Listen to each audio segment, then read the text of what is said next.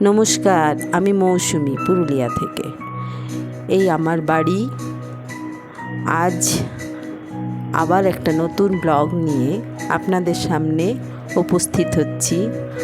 আজকে আমি যাব বার্নপুর, আমার ছোট পিসি মেয়ে মুনি ওর কাছে।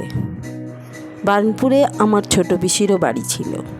মুনি প্রায় আমার সমবয়সী, আর আমার সেজো জেঠুর বাড়ি ছিল চিনাকুড়িতে।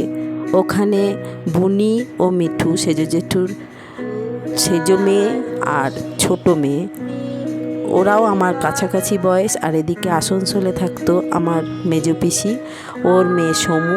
আমরা প্রায় সবাই সমবয়সী ছিলাম, আমরা বন্ধুর মতন ছিলাম। আমরা একসঙ্গে ছুটি ছাটা হলে আসানসোলে জড়ো হতাম, আর এদিক ওদিক বেড়াতে যেতাম, সিনেমা দেখতাম, আর খুব মজা করতাম। সেই দিনগুলো তো আর এখন ফিরে পাবো না।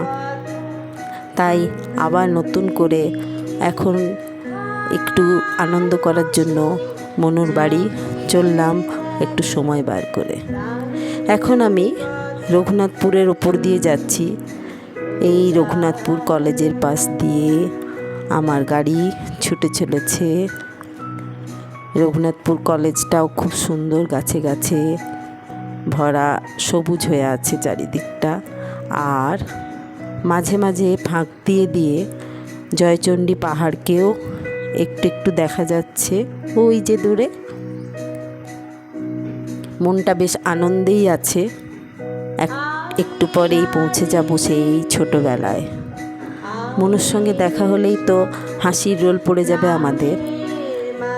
মনুর ছোট কাকু, আমার ছোট পিসির দেওর, সেও খুব মজা করে।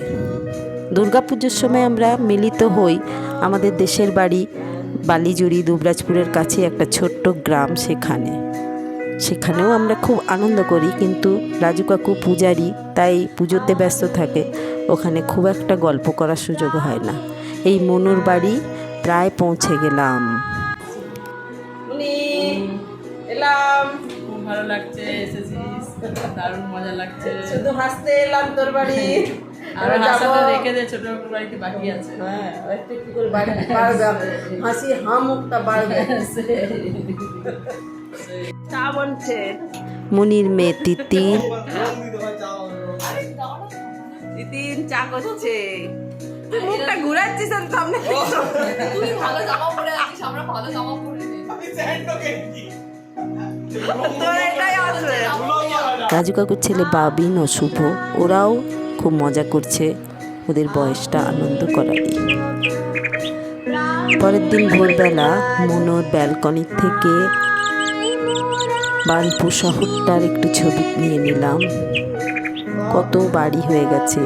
আগে যখন আসতাম এত বাড়ি তো ছিল না, কাছেই পিসির বাড়ি ছিল। এখন আমরা ট্রেনে চেপে পড়েছি, দুবরাজপুরে রাজু কাকুর বাড়ি যাচ্ছি। ট্রেনে কত রকমের মানুষ আর কত রকমের খাবার বিক্রি হচ্ছে, এগুলো দেখতে দেখতে যেতে বেশ ভালোই লাগে। ওই ঝালমুড়ি বিক্রি হচ্ছে, চানাচুর বিক্রি হচ্ছে, জল বিক্রি হচ্ছে। মনটা বেশ একটা আনন্দে ভরপুর হয়ে থাকে। তারপরে আবার রাজু কাকুর বাড়ি যাচ্ছি বলে কথা। এই রাজু কাকুর ছেলে বাবিন হাত দেখাচ্ছে, মুনির মেয়ে আর শুভ একটা বাউল গান করতে করতে সামনে চলে এলো। শুনতে বেশ ভালোই লাগছিল। আমরা দুবরাজপুর স্টেশনে নেমে পড়েছি। দুবরাজপুর স্টেশনে। একটু হেঁটে গেলেই রাজু কাকুর বাড়ি। আমরা হাঁটটা লাগিয়েছি রাজু কাকুর বাড়ির দিকে। আর এই দুবরাজপুর স্টেশনটা অনেক বড় হয়ে গেছে, স্টেশনটা এখন। আমরা ছোটবেলা থেকেই দুবরাজপুর আসছি দুর্গাপুজোর সময়। সারা বছর তো কখনোই আসতাম না। এই রাজু কাকুর বাড়ি পৌঁছে গেলাম। খুব সুন্দর রাজু কাকুর ব্যালকনিটা। তুলে নিলাম, এবারে ভিডিওতে এসে যাবে। বাবা, তোর ছেলেকে রেখে দিয়ে চলে গেছিস।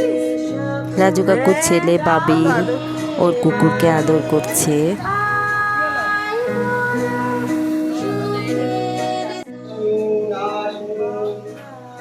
মজা হলো। উল্লার মৌরানী আসুন এই যে রাজু কাকুর বাড়ি ঢুকে পড়েছি।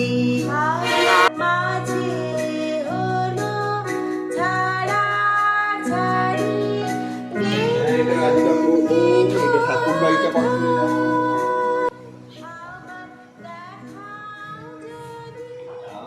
আমার ঠাকুর বাড়ি বাহ,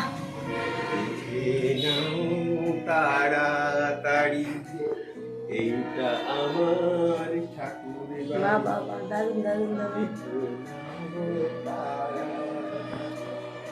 আরে বাদিনের শীত বসে থাকেন দিবানিশি।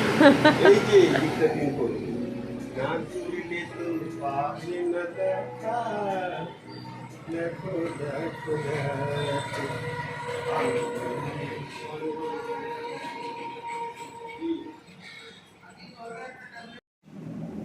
রাজু কাকু সাজিয়ে দিচ্ছে, কাকিমা খাবার দিচ্ছে নাকি?